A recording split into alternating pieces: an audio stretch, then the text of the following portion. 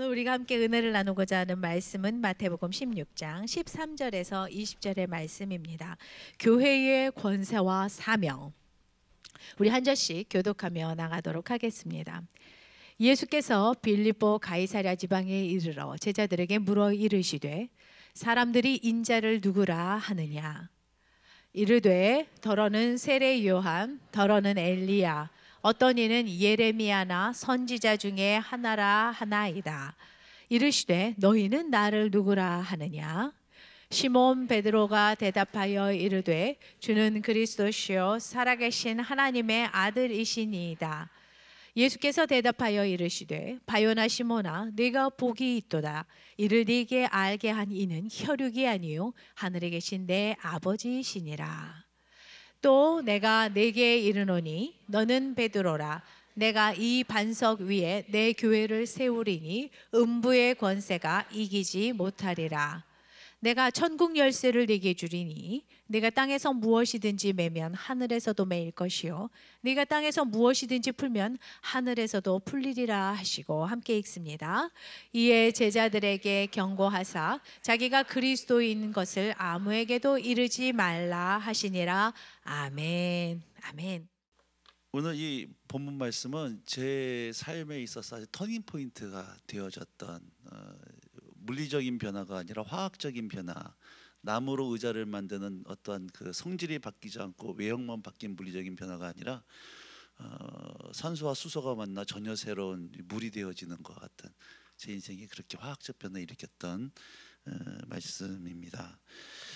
제가 그동안 새로운 교회 와가지고 2011년부터 했던 거 기록이 되어 있는데 쭉 설교한 걸 보니까 이 말씀이 후반절은 제가 한 적이 있는데 이 말씀 전체를 한 적이 없더라고요. 그래서 오늘 이 말씀을 한번 좀 나눠 보도록 하겠습니다.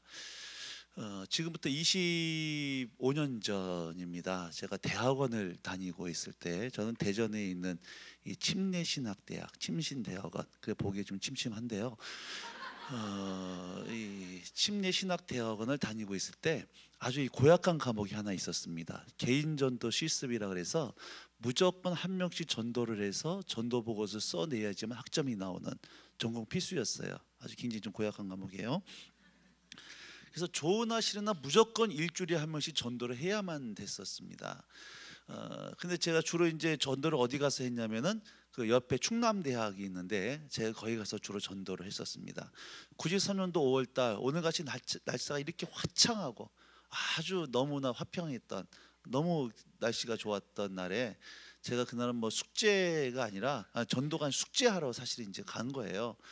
근데 날씨가 너무 좋다 보니까 이 혼자 앉아 있는 사람 전도하려고 할 때, 그리고 저처럼 좀 부담스럽게 생긴 얼굴이 아니라 다가가도 거절당하지 않을 것 같은 이러한 사람들을 이제 찾아야 되는데 날씨가 너무 좋으니까 2명, 3명 이렇게 모여서 앉아 있는 겁니다. 혼자 앉아 있으면 왠지 가까이에 넣으면 당신인 것 같다 얼굴 표정이고. 그래서 1시간 정도를 뺑뺑 돌아다니다가 마침 한 형제를 발견했어요. 아, 잘됐다, 숙제하자 싶어가지고 달려가가지고 형제 가가지고 뭘 먹고 있었습니다. 물었어요. 저 형제님, 저 시간 좀 있으세요도 아니에요. 있으세요 여기까지 얘기하는데 그 형제가 그냥 바쁘니까 가보세요 그러더라고요. 저는 1시간 만에 발견한 형제예요. 이 사람이 복음을 받아들이든 안 받아들이든 저는 복음을 전하고 보고서를 써야지만 학점이 나오는 과목입니다. 근데 말도 붙여보기 전에 딱 거절을 딱 당하고 나니까 내 안에서 모든 이 전도하겠다라고 하는 의지가 다 꺾여 버리더라고요. 그래서 이번 주는 꽝이다, 포기하자 싶어가지고 전도를 포기하고 기숙사로 이제 돌아오고 있었습니다. 날씨는 너무 화창했는데요. 기숙사로 걸어서 돌아오고 있는 제 마음은 무너지고 있었어요. 그럼 여러 가지 생각이 들기 시작했습니다. 야, 내가 지금 전도사인데, 내가 신학을 공부하고 있는데, 앞으로 목사가 되겠다고 헌신까지 한 사람인데, 도대체 내가 믿고 있는 예수 하나 제대로 전하지 못하고 있는 도대체 나는 누구인가? 이런 생각이 들기 시작했습니다. 그러면서 그때는 그것이 성령의 음성인 줄 몰랐는데요, 이런 질문이 떠올랐어요. 내가 하나님을 알고 있나? 내가 하나님을 알고 있나? 이런 생각이 딱 떠오르더라고요. 제가 하나님을 알죠. 전도할 때, 제가 설교할 때 하나님은 누구십니까? 우리 왕이시고 아버지이시고 목자이시고 공급자이시고 천재 창조하신 분이시고 얼마든지 설교했습니다.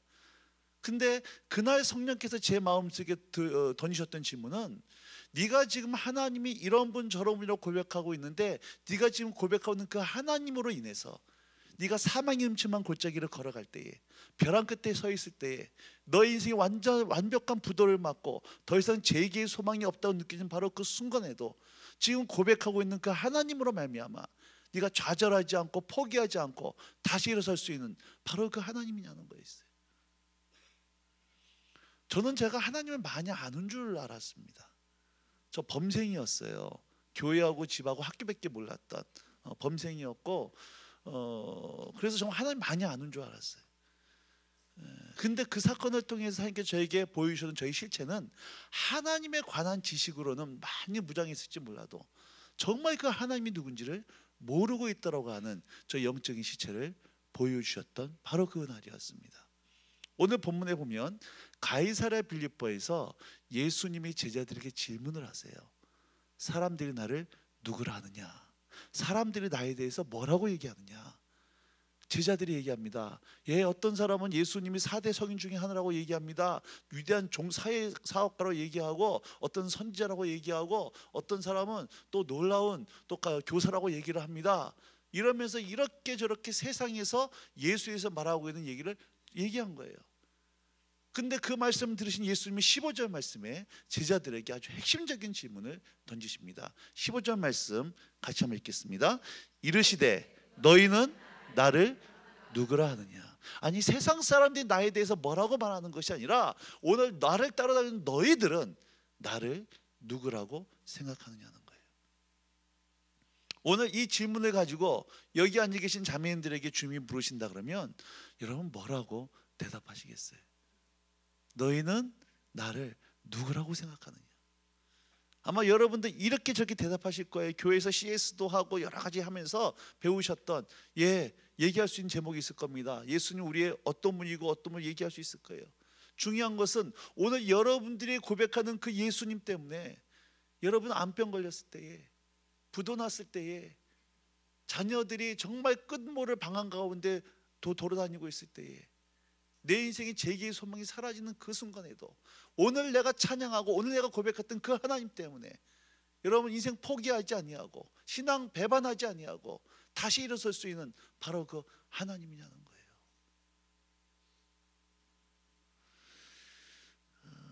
작년 11월 15일 포항에 지진이 났습니다. 지진 2번만 경험하면요 알아서 회개해요. 부흥할 필요가 없어요. 정말 무섭습니다. 여러분 그 지진이 나니까요 사람들이 그날 제일 많이 도망간 곳이 어디였을까요? 교회였어요.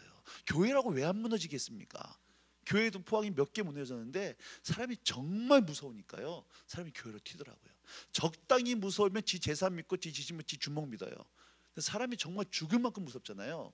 그때는 자기가 그 죽음 앞까지 무서운 두려움 앞에서는 자기가 그냥 의지했던 이거 아무 소용이 없어요. 그때는 정말 하나님 찾게 돼 있더라고요. 15층 저희 아파트인데요, 이게 흔들리기 시작을 하는데 애 안고 튀어내려가는데 한참 내려가도 1층이 안 나와. 이게 한 2번만 경험했으면 좋겠어 아주. 근데요 흥해에서 지진이 발원지였거든요. 근데 참 이게 희한한 게 뭐냐면은 흥해 와보신 분들은 아는데요, 흥해에서 지진이 났는데 대성 아파트라고 6채가 완전히 완파가 되어버렸습니다. 지금도 그 100명 정도는 아직까지도 포항 실내체육관에서 아직도 이재민으로 살고 있어요. 그 6채는 지금도 폴리스 라인으로 줄을 해놓고 경찰들이 지키고 있습니다. 사람들이 못 들어 사니까 우범지가 되고 언제 사고 날지 모르니까. 그런데 희한한 거는 그 옆에 있는 아파트는 그냥 사람들이 또 살아요. 문제가 없이 삽니다. 희한하잖아요. 똑같은 지역인데 어떤 아파트, 이거 40년 된 아파트예요. 내진 설계가 전혀 안 돼 있는 아파트들입니다. 오래됐어요. 근데 어떤 아파트는 완파돼서 사람이 못 들어가고, 근데 그 똑같은 지역에 그 옆에 있는 아파트는 그냥 사람들이 들여 살 수 있도록 구조로 문제가 없고. 그럼 이게 무슨 차이일까요? 기초 차이예요. 반석에 세운 아파트는 지진 왔을 때 흔들릴 수는 있어도 끄덕없는데 모래에 세운 아파트는 무너지더라는 거예요.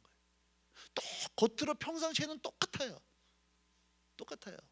근데 지진이 오니까 딱 드러나는 거예요. 여러분, 반드시 우리가 살아가면서 인생이 지진이 옵니다. 경제적인 지진이 오고, 질병의 지진이 오고, 부부관계 지진이 오고, 이 모양 저 모양 사업의 지진이 와요. 그때 내 삶의 기초가 예수님에 관한 지식에 내 신앙의 기초를 둔 사람은 여러분 인생의 풍파와 창수 속에 무너지게 돼 있어요. 그러나 내 믿음의 고백이, 내 삶의 기초가 정말 주님께 둔 사람은 흔들릴 수는 있어도, 요동할 수는 있어도 무너지지 않더라고 하는 거예요. 참 민망한 얘기지만요, 지진 나니까 어떤 목사는 교회 놔두고 도망가 버렸어요. 이게 말이 안 되는 얘기인데 이게 싫어합니다. 교인들에게 거짓말 쳐놓고 교회 도망갔다가 아주 나중에 들통 나가지고 개망신 당했어요. 지금도 목회 못합니다.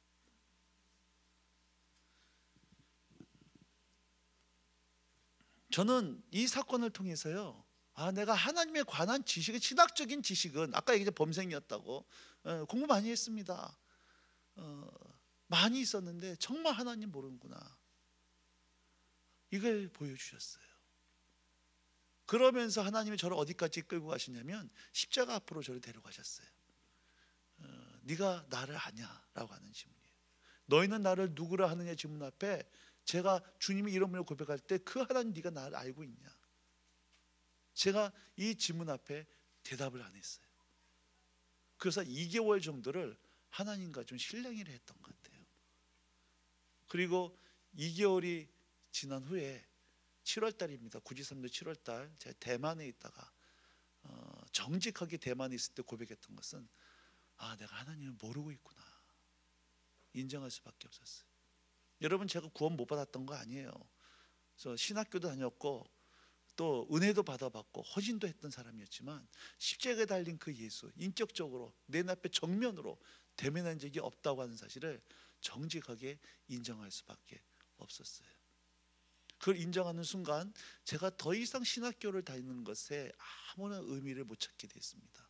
이건 사기치는 거였어요. 나도 만나지 못한 예수, 신학교 졸업해서 적당하게 몇 명 데리고 목회할 수 있을지 몰라도 이건 피차 사기치는 거다. 그래서 학교를 자퇴를 하고 내가 정말로 예수 만나야겠다. 귀로만 들은 예수가 아니라, 목사들이 말한 예수가 아니라 오늘 내 하나님 만나야겠다. 그래서 그때부터 영적인 순례를 시작하기 시작했습니다. 어디 가면 예수를 정말 만날 수 있을 것인가, 이것저것 다니던 가운데 그때 마침 소개받았던 것이 현재 사역하고 있는 예수전도단이라는 곳이었어요. 예수전도단에 홍천이라는 곳이 있는데 거기 가면 사람들이 변한다더라, 바뀐다더라. 그래서 제가 93년도 9월 27일 강원도 홍천 내면이라고 하는 곳, 그 깊은 산골짜기에 여러분 교회 LTS와 같은 DTS라고 하는 6개월짜리 제자훈련 코스에 제가 입학을 하게 됐습니다. 근데 그날 들어가는 때 잠실에서 버스를 대서 들어가는데요, 해필이면은 그때 사도행전을 읽고 있다가 갱그리아에서 사도 바울이 헌신했다는 얘기를 읽으면서 제가 머리를 빡빡 밀었습니다. 그리고 결심을 했어요. 예수 안 만나면 절대 산에서 안 내려오리라. 생긴 것도 상당히 좀 부담스럽게 생긴 얼굴인데 머리를 빡빡 밀어버리고 예수 만나지 않으면 절대 안 내려오겠다고 이 도끼로운 얼굴로 버스를 타니까 아무도 저랑 눈을 안 마주쳐요.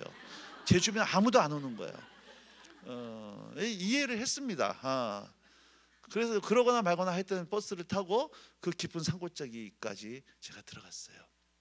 그러면서 거기서 훈련을 받는데 저희 기도는 한 가지였습니다. 하나님 정말 살아계신 분이십니까? 그 살아계신 한 분이 오늘 나를 정말 사랑하는 분입니까? 하나님, 내가 이론이 아니라 내가 그냥 실제로 만나고 싶다고, 경험하고 싶다고. 그것을 지도 제목을 가지고 훈련을 받고 있는데 6주차가 되었을 때 강의 제목이요, 하나님 아버지의 사랑이라고 하는 그런 어떤 치유 프로그램 중에 한 과목을 이제 하게 되었습니다. 근데 그 과목이 시작되기 전날 소그룹 간사가 저한테 그런 얘기를 하는 거예요. 이번 주에는 실제로 하나님의 사랑을 경험할 수 있는 주가니까 기도로 준비하라고 하는. 그 얘기를 듣는 순간 그것이 저한테 레마의 말씀이었어요. 복음이었습니다. 왜냐하면 내가 이것 때문에 학교까지 포기하고 들어왔는데 실제로 하나님의 십자가의 사랑을 경험할 수 있다 그러니까 제가 그때요, 무식하면 용감한 기도, 정말 무식하니까 할 수 있는 기도입니다. 무식하면 용감하다고. 노약자나 임산부는 절대 따라서 하시면 안 되는, 시험 드는 첩경의 기도, 이런 기도를 주님께 하기 시작했습니다. 하나님 정말 살아계신 분이시고 저를 사랑하는 분이라면 내가 여기서 훈련받는 사람들한테 아무 얘기도 안 하겠습니다. 밖에도 얘기 안 하겠습니다. 어떤 누구한테도 얘기하지 않을 테니까 하나님이 정말 살아계시고 나를 사랑하는 분이라 그러면 이번 주 금요일날 강의가 끝나는 날까지 이 목에까지 오는 폴라티 하나 보내주시면 정말 하나님이 살아계시고 나를 사랑하는 내가 믿겠다라고. 무식하면 용감한 기도에 절대 따라서는 안 됩니다.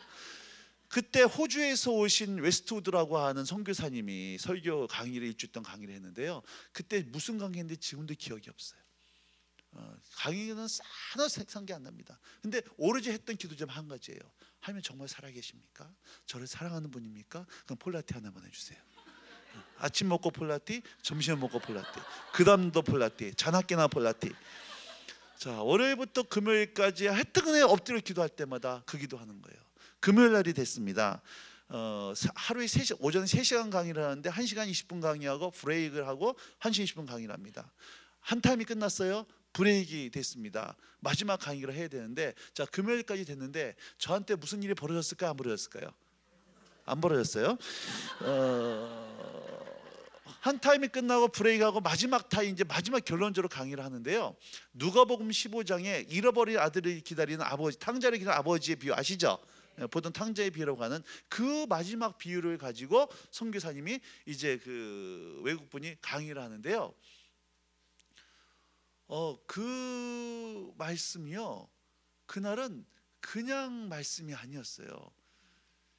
여러분, 그 탕자가 아버지의, 정말 탕자죠, 말 그대로 아버지의 재산을 가지고 외국에 나갔다가 돼지 먹을 것도 없어가지고 굶어 죽게 생기니까 아버지한테 돌아올 때 어떤 모습으로 돌아옵니까? 거지같이 돌아오는데 아버지가 잘 뭘로 받아주기를? 종이 아니에요, 여러분. 성경 보면은 종은 이게 4대 범이 되어지고 퇴직금 난 고용직이에요. 품꾼의 하나로 나옵니다. 이건 일용직이에요. 그러니까 일용직이라도 아버지가 받아주시면 감사한 거고, 안 받아주면 할 수 없는 그러한 품꾼의 모습으로 상태로 돌아오지만, 그럼에도 불구하고 이 아들의 신분은 뭐였어요? 아들이었어요. 탕자의 신분은 아들이었습니다. 자기는 품꾼의 하나의 그 상태의 모습으로 아버지께 오지만 변함없는 사실은 아버지 아들이었다는 거예요. 여러분, 제가 아무리 경건하게 살았다 하더라도요, 저는 중학교 1학년 처음 예수 믿고요, 그때 헷가닥했어요. 성년시험 헷가닥했습니다. 그 교회가 집이었고 집이 여관이었어요. 미쳤다 그랬습니다. 그때 누가 저보다 더 예수를 잘 믿으면 피차이 시험 들었어요. 있을 수도 없고 있어서도 안 되는. 그 모든 교회 사람들이 천태석이는 목사 해야 된다고 인정받던 케이스 마크였습니다.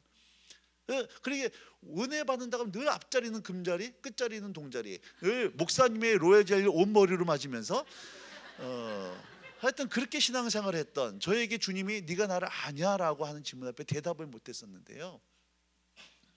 그러니까 제가 그렇게 신앙생활을 열심히 특심으로 했던 사람이었어요. 근데 그렇게 아무리 열심히 했다 하더라도 한창 피 끄는 젊은이입니다. 그러면 정욕으로 넘어지고 음란으로 넘어지고 죄로 넘어지고 경을 무너질 때가 있어요. 그럼 어떻게 합니까? 저를 막 죄책감을 갖는 거예요. 자책하는 겁니다. 네가 그래도 신학생이냐? 네가 그래놓고도 설교할 수 있냐? 이게 자책을 하다가 어느 정도 죄책감이 무마되어지면 슬그머니 또 주님께 나와서 예배하는. 그 설교할 때는 예수님의 십자가와 보혈을 얼마든지 설교했지만 정작 나 자신은 십자가의 보혈로 하나님의 아들됨의 신분을 가지고 나갔던 것이 아니라 늘 내 상태를 가지고 주님 앞에 나갔던. 주님 뜻대로 뭔가 잘 산 것 같으면은 하나님 사랑하는 것 같고, 주님 뜻 살지 못하면은 하나님이 뾰족한 눈으로 나를 책망하는 것만 같은 이러한 상태를 가지고 신앙생활을 했던. 근데 그 탕자의 모습과 너무나 똑같았던 거죠. 아들임에도 불구하고 차마 아들이라 일컬음을 받지 못하고 자기 상태를 가지고 나갔던 그 아들이, 아버지가 나를 받아줄까 안 받아줄까 그런 두근거리는 마음으로 다가올 때 아버지가 먼저 아들을 발견하고 아들을 향해 달려가서 끌어안고 반지를 끼워주고 잔치를 벌여주는 그 말씀. 여러분 이렇게 말씀하니까 여러분 끄덕끄덕 다 하시는 말씀이에요. 근데 지금 그때 그 말씀이요, 이렇게 지식으로 하는 말씀이 아니라 그것이 저한테 그냥 실제가 되기 시작했어요. 하늘의 문이 열리고요, 하나님의 아버지 그 사랑이, 그 계시가 쏟아부어지기 시작하는데 제가 그때 그 앞에서 꼬꾸라졌습니다. 하나님 아버지 사랑이 무엇이었는지 이론이 아니라 내 가슴 속에, 전인격 속에 하나님이 부어주시는, 저만이 알 수 있는 특별한 임재예요. 펑펑 울었습니다. 그러면서 웬 말인가 나리여 주 돌아가셨나, 그 말이 가지고 있는 십자가의 복음에 하나님의 그 십자가의 크기, 사랑의 깊이 넓이가 무엇인지를 감각적으로 알게 되어지는 바로 그날이었어요. 저는 기도 응답을 받았습니다. 그렇지만 뭐가 남았어요? 폴라티가 남았어요. 강의가 다 끝났는데요, 그러니까 광고를 하고 하는 간사님이 스텝이 나오는데 이렇게 광고를 하는 거예요. 저 천태수 형제님 소포 왔어요 그러더라고요. 갑자기 가슴이 철렁 내려앉아요. 보내줄 사람이 없는데 가서 소포를 만져보면 뭔가 불컹한 거예요. 지금은 택배지만 옛날에는 아시는 분들 우체국 가면 누런 수포용지 있잖아요. 거기로 소포용지에다가 끈으로 묶어가지고 왔는데 뭔가 불컹한 겁니다. 떨리는 마음으로 내 자리에서 소포를 뜯었어요. 뭐가 있었을까요? 폴라티가 있었어요. 그거를 보는 순간이요, 머리부터 발끝까지 소름이 쫙 끼치고 몸이 막 덜덜 떨리는 거예요. 그래서 그 다음날 소포를 보내준 친구한테 전화를 했습니다.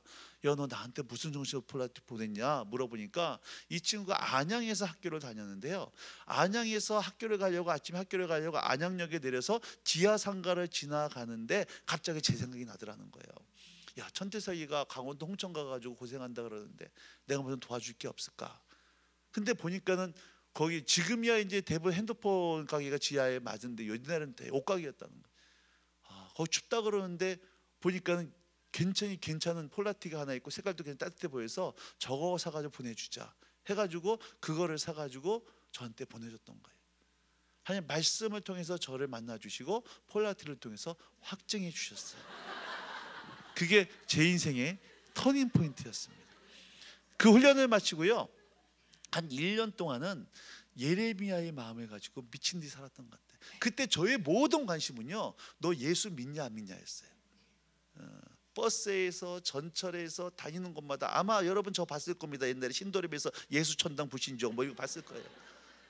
그렇게까지 안 했어도요, 하여튼 매일같이 전도를 안 하면은 제가 못 견뎠어요. 그 만나는 모든 사람의 관점, 너 예수 믿냐 안 믿냐.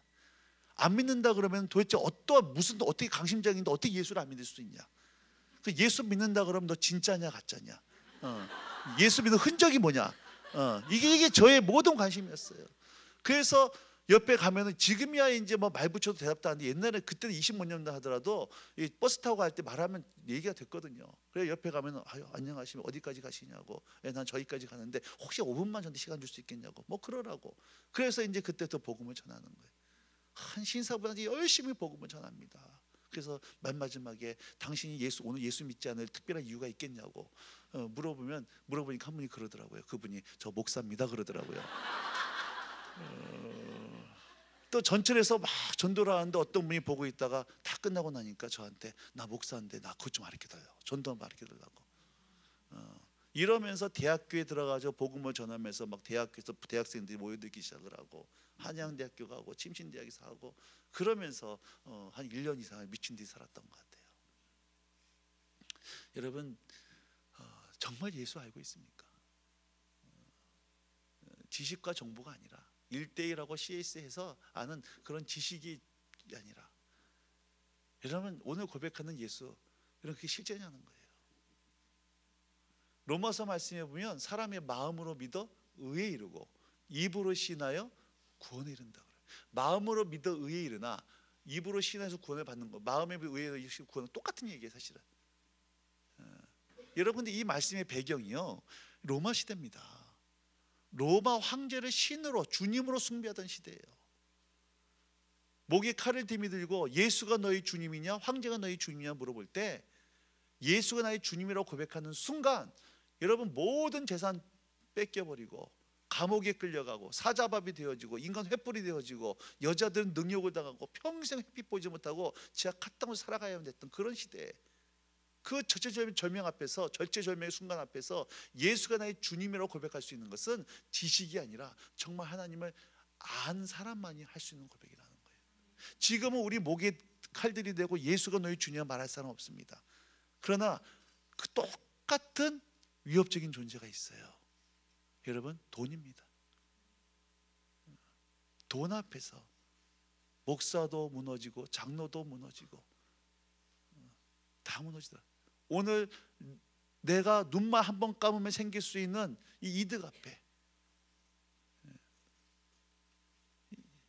기가 막힌 현실이지 않습니까? 여러분, 작년에 강서에 있는 학부모들이, 장애를 있는 학부모들이 무릎 꿇고 애 학교 지어달라고 할 때 그 동네 사람들이 데모했어요. 왜 데모했습니까? 집값 떨어진다고. 집값 떨어진다고. 여러분, 장애인 학교가 혐오시설입니까? 집값 떨어져. 근데 그 데모했던 사람 중에 예수 믿는 사람 없었겠냐는 거예요. 이 기가 막힌 현실이에요. 예수님이 고백해요. 예수님이 묻습니다. 너희는 나를 누구라 하느냐? 그때 베드로가 얘기합니다. 주는 그리스도시요 살아계신 하나님의 아들입니다.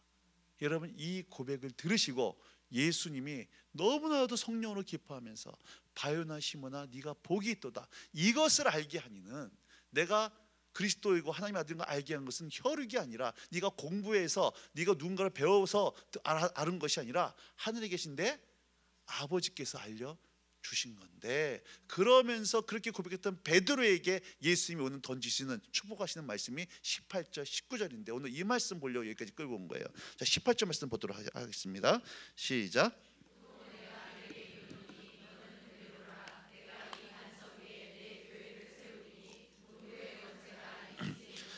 또 내가 너에게 이르겠는데 너는 베드로라. 내가 이 반석 위에 내 교회를 세우겠는데 음부의 권세가 이기지 못하리라. 자, 베드로에게 하셨던 말씀, 내가 이 반석 위에, 넌 베드로인데 내가 이 반석 위에 내 교회를 세우겠다 그래요. 베드로란 말 뜻이 반석이란 뜻입니다. 여러분, 근데 이 반석이 뭐예요? 천주교에서는 베드로, 너 베드로인데 내가 이 베드로의 반석의 교회를 세우겠다 그래서 교회의 수문장이 베드로 얘기합니다. 이 반석을 베드로 얘기하는데 우리 기독교는 그렇게 보지 않아요. 이 반석은 베드로가 했던 신앙 고백, 주는 그리스도시요 살아계신 하나님의 아들입니다라는 이 신앙 고백 위에 뭘 세운다? 그 교회인데 누구의 교회예요? 내 교회입니다. 내 교회, 예수님의 교회. 이 말은 교회의 주인이 누구란 얘기예요? 예수란 얘기예요. 목사가 주인이 아니라, 장로가 주인이 아니라, 여러분 민중이 주인이 아니라 교회의 주인은 주님인 줄로 믿습니다. 내 교회를 세우겠는데, 근데 여러분, 이 건물이 교회인가요? 뭐가 교회죠? 예수님을 주와 그리스도 고백하는 사람들이 교회예요. 교회는 건물이 아니라 사람입니다. 그럼 누가 교회예요? 우리가 교회예요. 여러분, 교회에 가지 마시고 교회답게 사시기 바랍니다. 왜? 우리가 교회이기 때문에 그래요. 이 교회를 세우겠는데, 그 다음 뭐라고 얘기했습니까? 음부의 권세가 이기지 못하리라. 음부라고 할 때는 사람이 죽어서 가는 것을 얘기합니다. 근데 여기 문맥성은 사람이 죽어서 가는 거, 하데스, 스오를 얘기하는 것이 아니라 여기서는 원수가 통치하는, 마귀가 통치하는 이 세상을 얘기해 주고 있다는 거예요. 어떤 사람은 자기 마음이 지옥이에요.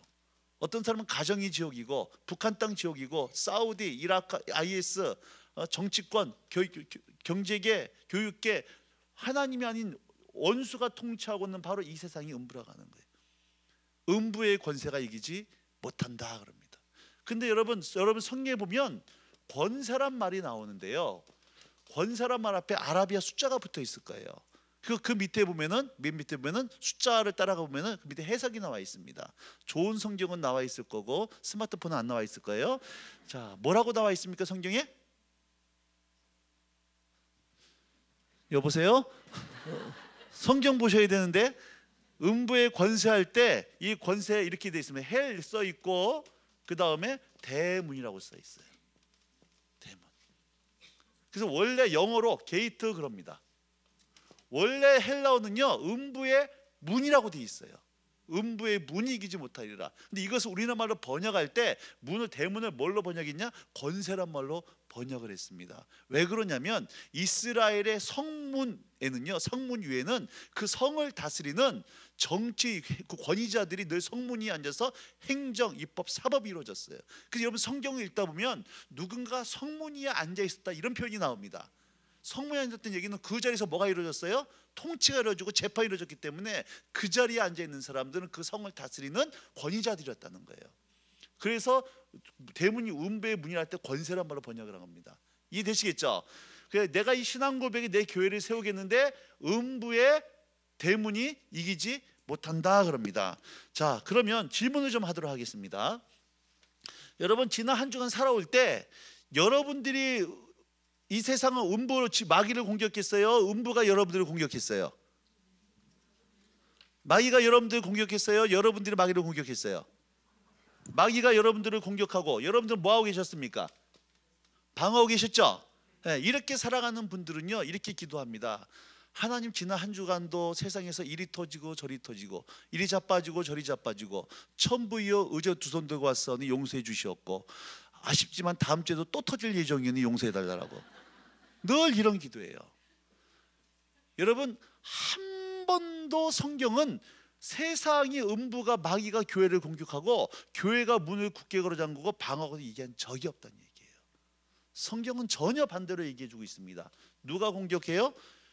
교회가 세상을 공격하고 음부를 공격하고 누가 문을 굳게 걸어 잠그고 있습니까? 원수가 문을 굳게 잠그고 있는 거예요.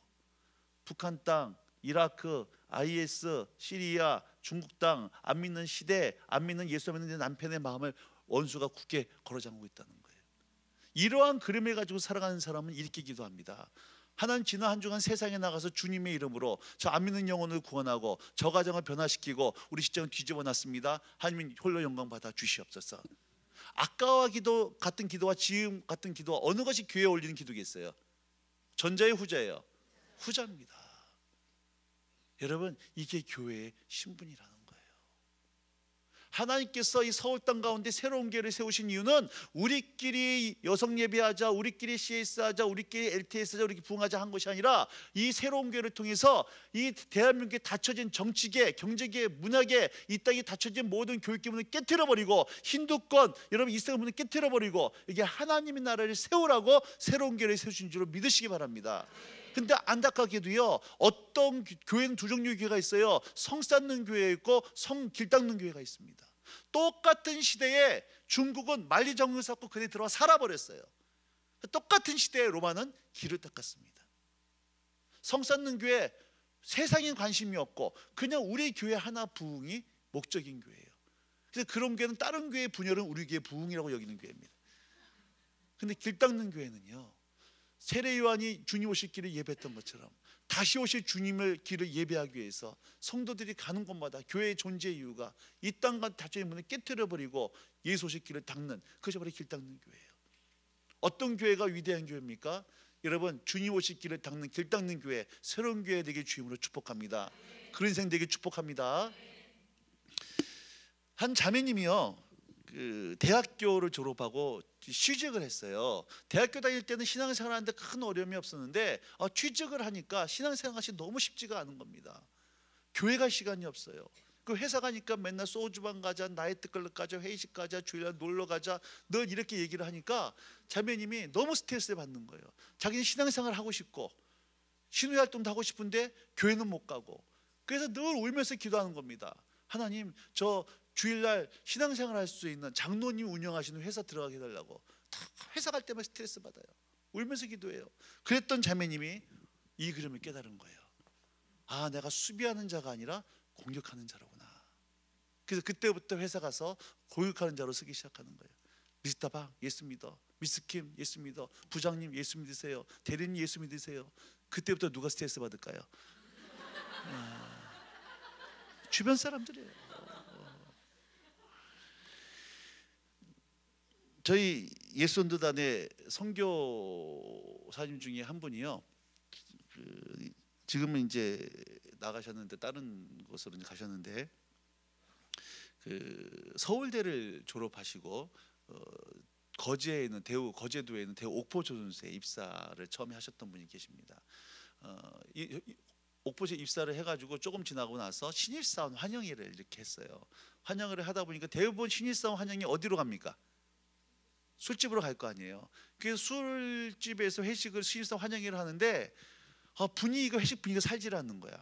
보니까는 거기 예수쟁이들 몇 명 있었습니다. 여러분 예수쟁이들 탁월한 은사 있잖아요. 먹지 못해 마시지 못해 어울리지 못해 분위기 썰렁하게 만드는 은사. 그러니까 부장님이 하도 맨날 그런 일이 있다 보니까 부장님이 다 알았습니다. 그래서 야 니들 중에 예수쟁이들 다 일어나 그런 거예요. 그러니까 신입사원 중에서 몇몇 예수 믿는다는 사람들이 이제 일어났습니다. 부장님이 이제 이력이 난 거죠. 그래서 부장님이 하는 얘기가 지금부터 내가 직접 술 따라줄 테니까 술 먹고 원샷하고 노래 부르지 않으면 회사는 꼴 줄 알아. 그러면서 하는 얘기가 이대리 봐. 이대리기도 교회 집사인데 얼마나 술 잘 마시냐고. 이렇게 예수 믿어야 되는 거라고. 그러면서 서 있는 신입 사원들한테 가가지고 이제 어이 받아 해놓고 술을 따라주는 겁니다. 그리고 먹을 때까지 지키고 서 있는 거예요. 여러분 신입사원이 하늘 같은 부장님이 모든 사람이 보는 앞에서 세워놓고 술 따라주고 뭐 지키고 서 있으니까 이거 웬만한 강신이 아니고서는 거절을 못하는 거예요. 그래서 안 되는데 하면서도 할 수 없이 술을 먹고 원샷하고 노래를 불러야 되는 겁니다.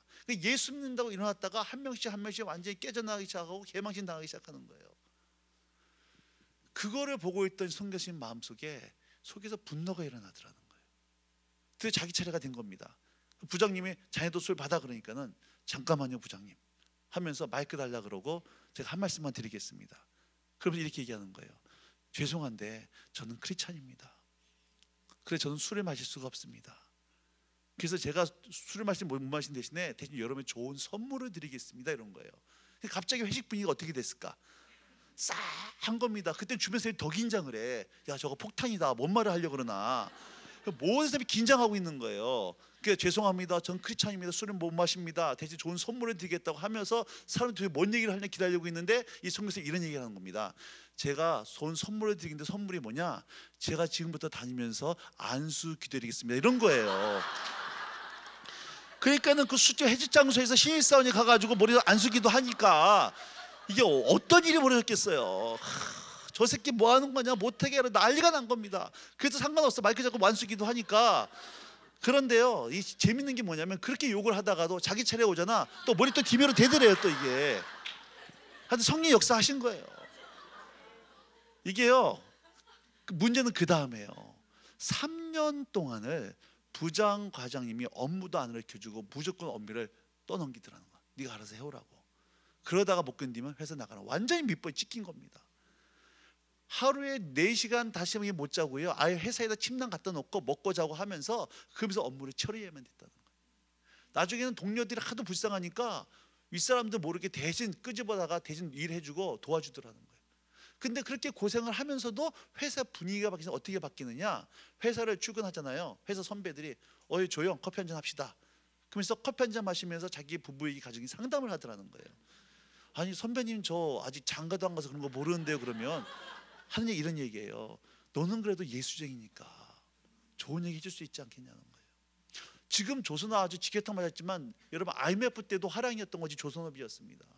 막 화랑이었어요. 그러니까 화랑이다 보니까 경기가 너무 좋다 보니까 회식이 잦았어요. 1차는 여사원들 때문에 밥 먹고 보내고 여성 보내고 2차 끼리는 남자들끼리 가는데 그냥 안 갈 거 아닙니까? 꼭 술집 아가씨들 있는 곳에 가는 거예요. 그래서 회사 돈 가지고 이제 회식을 하는데 아가씨들 한 명 붙여주더래요. 근데 자기한테도 아가씨는 옆에서 파트너 아가씨 있는데 술은 안 권하더래요. 또 기도하자 그럴까봐.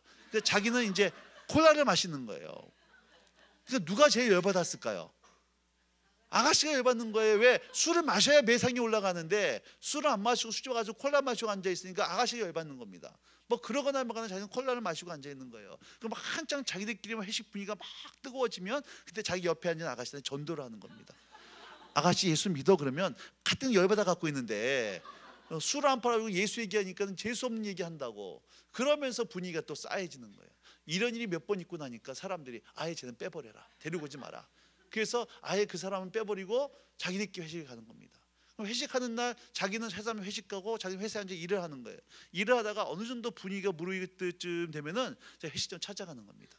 한참 꼭지 빠지게 놀고 있는데 놀래는 거예요.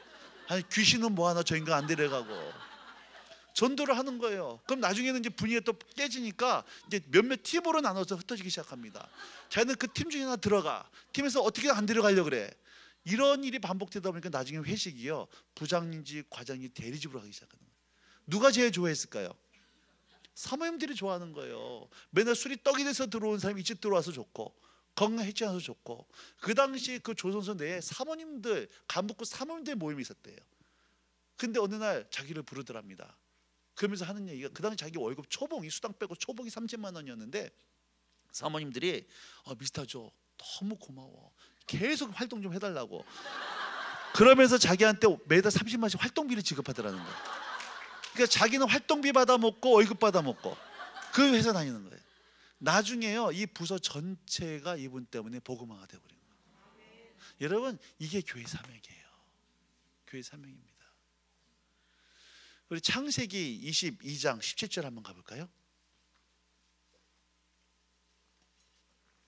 창세기 22장 17절입니다. 앞으로는 좋은 말 할 때 성경책 다지고 다니세요. 창세기 22장 17절, 자 같이 읽겠습니다. 시작.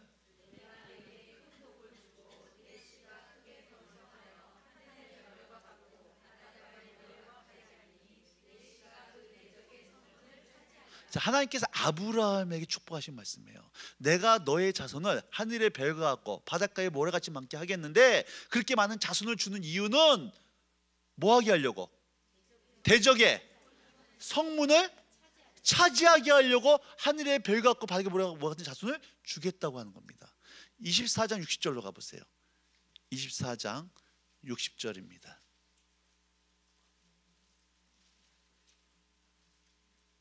24장 60절, 자, 같이 읽습니다. 시작.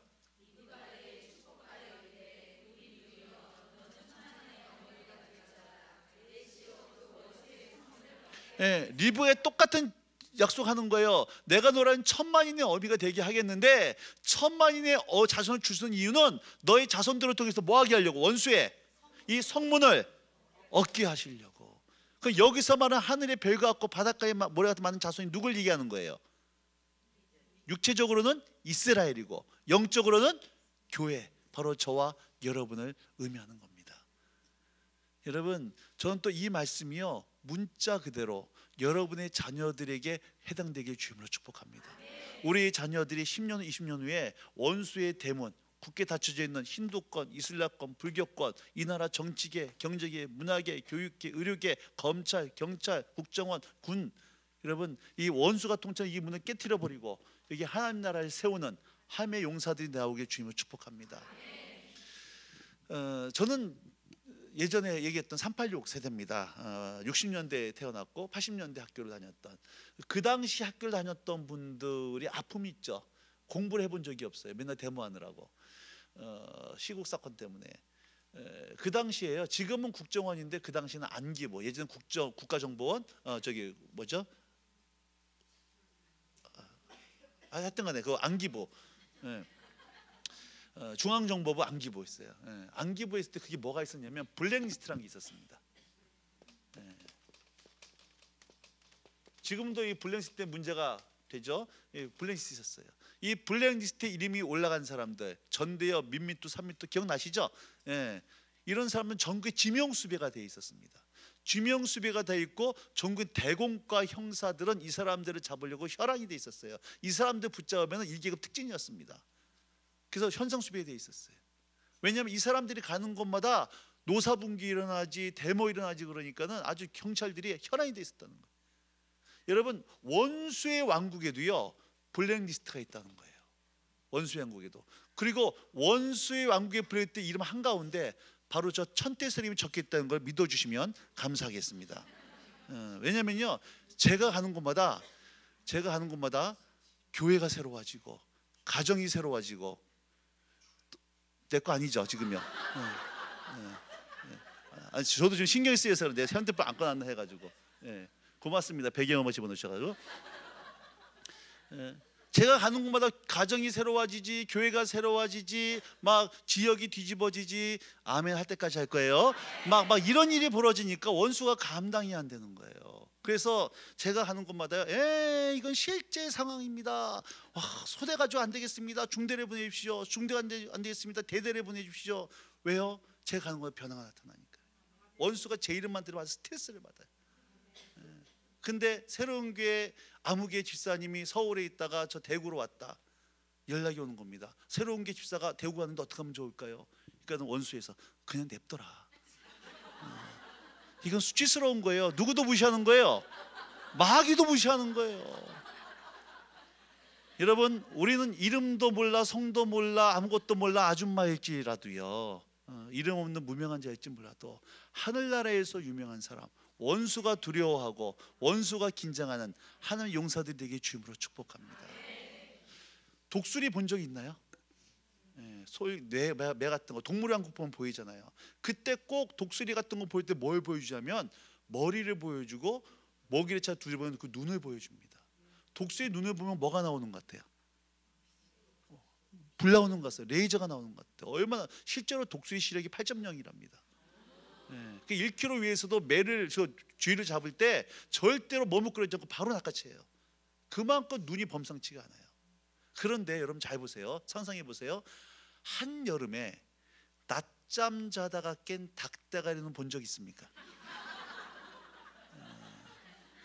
졸다가 깬 닭대가리 눈, 그 눈에서 불 나올 일이 있어요, 없어요? 없어요. 맨날 뭐만 쳐다보니까? 땅만 쳐다보니까. 여러분, 하나님께서는요 저희를 뭘로 부르셨습니까? 독수리로 불렀어요. 근데 닭처럼 사는 사람이 있다는 거예요. 뭐 열방도 좋고 선교도 좋고 전도 좋고 다 좋은데요, 일단 내 발등에부터 끄고 그 다음에 내 선교도 하고 중보기도도 하고 다 하겠다고. 근데 여러분 잘 생각해 보세요. 단군일에 주님 오실 그날까지 여러분의 발등에 불이 꺼질 일이 있을까 없을까? 없어요. 지금 여기 앉아 계신 분 중에 근심 걱정 괴로움 없는 사람 아무도 없을 거예요. 이 문제 해결되면은 편할 것 같은데 또 다른 문제 튀어나옵니다. 절대 없어요. 그러니까 맨날 뭐만 해결하다가 내 발등의 문제 이거 해결하다가 독수리처럼 두 날이 활짝 펴고 창홍을 날아본 적이 비상해 본 적이 없이 맨날 내 발등의 불만 이게 끄다가 끝나버린 인생들이 있더라는 거예요. 옆에 자매님 눈을 한번 쳐다보세요. 독수리 눈인가 닭대가리 눈인가요?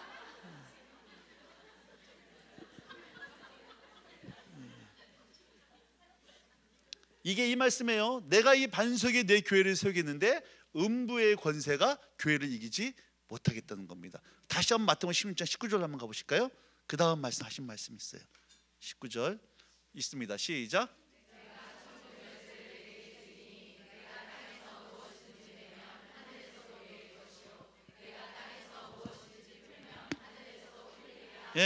여러분 이 18절 말씀이 교회의 신분이라 그러면 교회의 주인 사명과 권세가 뭐냐 잘 보셔야 됩니다. 내가 천국 열쇠를 누구한테 주겠다는 거예요?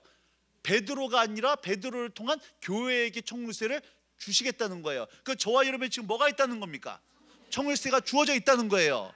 여러분 혹시 열쇠에 녹슬어 있지 않습니까? 열쇠를 사용하지 않으면 열쇠가 뭐 어떻게 돼요? 녹슬어요. 천국 열쇠를 주는데 천국 열쇠를 가지고 뭐 하느냐? 너희가 땅에서 묶으면 하늘에서도 묶이고 땅에서 풀면 하늘에서도 풀린다는 거예요. 거꾸로가 아닙니다. 하늘에서 묶이면 땅에서 묶이는 게 아니에요. 우리가 이 땅에서 묶으면 하늘에서도 묶이고 우리가 땅에서 풀면 하늘에서도 풀린다는 겁니다. 천국 열쇠 가지고. 그러니까 여러분 우리가 할 일이 얼마나 많은지 몰라요. 여기서 묶고 푼다라고 하는 말을 여러분들이 좀 기억을 하셔야 되는데 교회에게 주신 굉장한 권세고 사명입니다. 자, 무엇을 묶고 무엇을 푸는 거냐는 거예요. 보세요. 지금 원수의 문, 시댁의 문, 안 믿는 남편의 문, 여러분 이 땅의 문은 누가 굳게 걸어 잠그고 있어요? 원수가 굳게 걸어 잠그고 있는데 이 문을 열 수 있는 마스터키, 이 땅을 원수가 통한 이 세상을 하나님 나라로 만들 수 있는 천국 열쇠는 누구한테 주셨다? 교회에게 주셨다는 거예요. 그런데 우리가 이 열쇠를 가지고 뭐 할 수 있느냐? 묶고 푸는 권세를 주셨다는 거예요. 그럼 무엇을 묶고 무엇을 풀어야 되냐는 거예요. 여러분 마태복음 12장 28절 한번 가보세요. 마태복음 12장 28절입니다. 자, 같이 있습니다. 시작.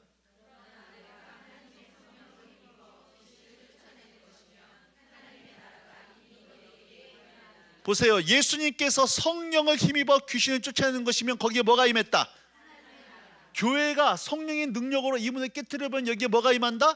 하나님 나라 임하는데, 그렇게 하기 위해서는 어떻게 해야 되냐? 29절이에요. 그게 29절 시작.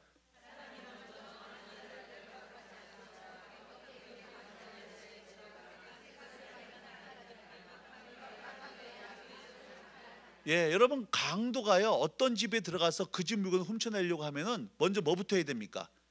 주인부터 결박을 해야 마음껏 풀어낼 수 있어요. 그럼 여기서 말하는 강한 자는 누구예요? 사람이 강한 자를 결박하지 않고 있을 때 강한 자가 누굽니까? 이게 마귀예요. 그 강한 자에게서 뺏어올 세간은 뭘 의미하는 거예요? 이게 영혼과 땅입니다. 여러분 시부모님이 원수에게 좀 묶여 있어요. 내 자녀가 하나님 알지 못하고 맨날 인터넷 게임 속에서 도박 속에서 알코올 속에 묶여 있습니다. 저 북한 땅에 묶여 있어요.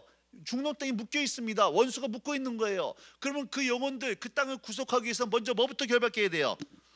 원수를 묶고 결박해야지만 원수에 묶여 있는 사람들 뭐 할 수 있다는 얘기예요? 풀어낼 수 있다는 얘기예요. 하나만 더 보실까요? 고린도후서 4장 4절로 가보세요. 고린도후서 4장 4절입니다. 고린도후서 4장 4절. 자, 시작.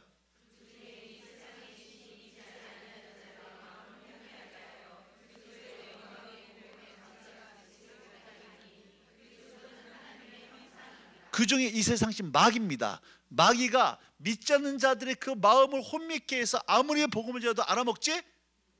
이 사람이 안 믿는 거예요? 못 믿는 거예요? 못 믿는 거예요. 여러분 안 믿는 게 아닙니다. 믿고 싶어도 못 믿는 거예요. 왜? 원수가 그 마음을 뭐 하고 있기 때문에? 혼미케 하고 있기 때문에. 혼미케 하기 때문에. 여러분 남편이 안 믿는 게 아니에요. 시부모님이 안 믿는 게 아닙니다. 중동 이슬람 무슬림들이 안 믿는 게 아니에요. 원수가 그 마음을 지금 닫아버리고 혼미케 하고 있기 때문에. 그럼 그 영혼을 구원하고 그 땅을 구원하기 위해서 먼저 뭐부터 해야 돼요? 원수를 결박하고, 그래야지만 원수 그 묶여 있는 사람들을 풀어낼 수 있다는 거예요. 여러분 이 권세가 누구한테 있습니까? 교회에게 있는 거예요. 우리의 사명은 뭐예요? 묶여 있는 사람, 이 권세를 사용해서 묶여 있는 사람들, 원수들을 묶어버리고 시대 가운데 있는 그 우상의 영을 깨뜨려 버리고, 여러분 믿지 않는 시대 식구들을 뭐 하는 거예요? 풀어내는 거. 이것이 우리 저와 여러분 교회의 사명인 줄로 믿으시기 바랍니다. 그래서 여러분 추석 때, 설날 때, 제사 때, 이 시댁 있을 때 안 가지 마세요. 가셔야 됩니다. 예수 믿는다고 제사 안 드린다고 안 가시면 안 돼요. 반드시 가셔야 됩니다. 하루 일찍 가세요. 음식 싸들고 가세요. 재료를. 그 음식을 만드세요. 제발 좀 가셔가지고 음식 만드시면서 기도하며 만드세요. 하나님 이 음식 먹는 우리 시아버지 예수 믿게 해주시고 시누이 예수 믿게 해주시고 축복하면서 음식 만드세요. 정성히 만드세요. 귀신이 왔다가 스트레스 받고 도망가 버립니다. 이게 여러분 기독교인의 정체성이에요. 원수 있는 곳에 여러분 못 가고 삐죽삐죽 그런 것이 아니라 원수가 통치하는 그곳에 뛰어들어가서 우리 권세를 가지고 원수 때문에 깨트려버리고 하나님을 세우는 것이 오늘 저와 여러분 교회의 사명이고 권세인 줄 믿으시기 바랍니다. 하나만 보고 마치도록 하겠습니다. 시편 24편 7절에서 10절에. 시편 24편 7절에서 10절입니다.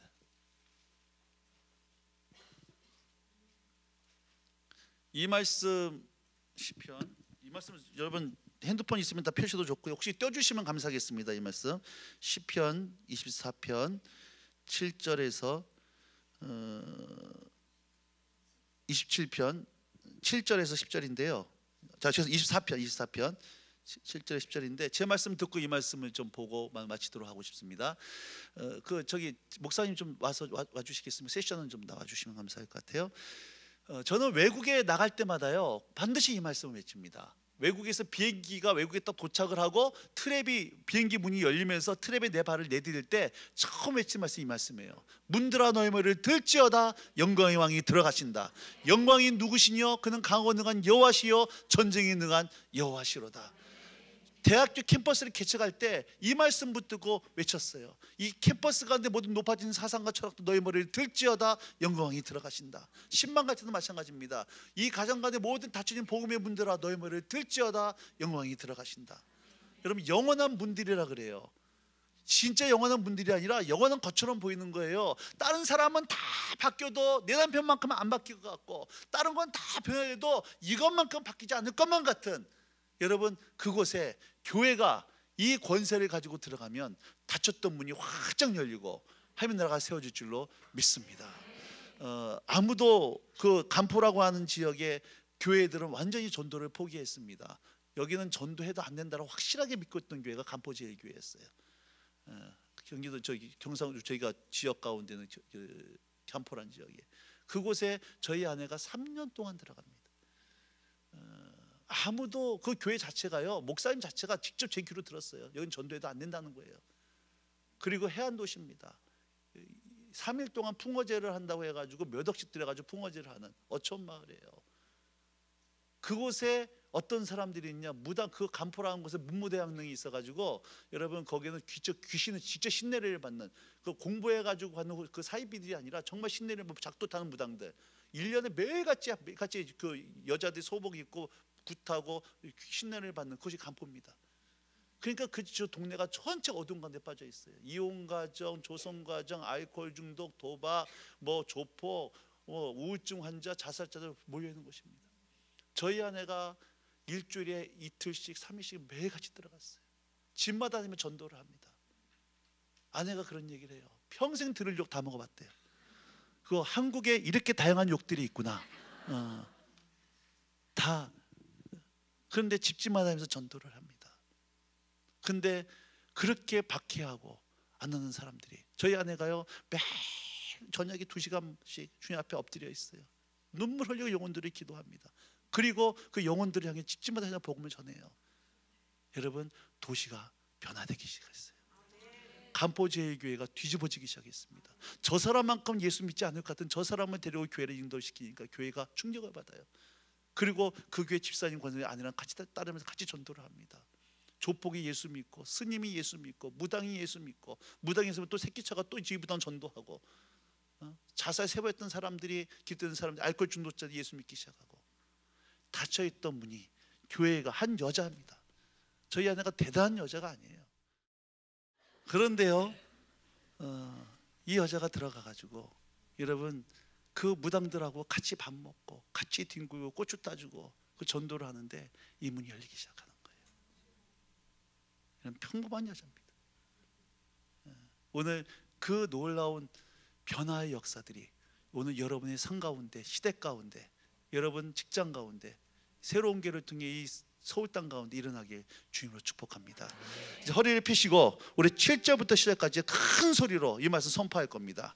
여러분 앞에 저는 지금 뭐가 닫혀 있는지 몰라요. 어떤 사람은 재정이 닫혀 있고, 어떤 사람은 관계가 닫혀 있고, 어떤 시댁이 닫혀 있을 겁니다. 전 뭔지 몰라요. 그러니까 이 말씀 그대로 우리가 좀 선포하면서, 문들아, 여러분 방이처럼 읽으면 안 돼요. 문 좀 열어주시겠어요? 이러면 안 되는 거예요. 해병대처럼 큰 소리 강당이 떠나가도록 이 말씀 믿음으로 선포하고 우리가 찬양하고 기도하고 싶습니다. 준비됐습니까? 네. 이게 방이에요. 지금 이거는 목소리 수준이 준비되셨습니까? 이제 좀 육군이 되려고 그러는 것 같아. 해병대는 이것보다 더 세게 큰 목소리로 믿음으로 선포하는 겁니다. 시작. 문들아 너희 머리를 들지어다. 영원한 문들아 들릴지어다. 영광의 왕이 들어가시리로다. 영광의 왕이 누구시냐? 강하고 능한 여호와시요 전쟁에 능한 여호와시로다. 문들아 너희 머리를 들지어다. 영원한 문들아 들릴지어다. 영광의 왕이 들어가시리로다. 영광의 왕이 누구시냐? 만군의 여호와께서 곧 영광의 왕이시로다. 아멘.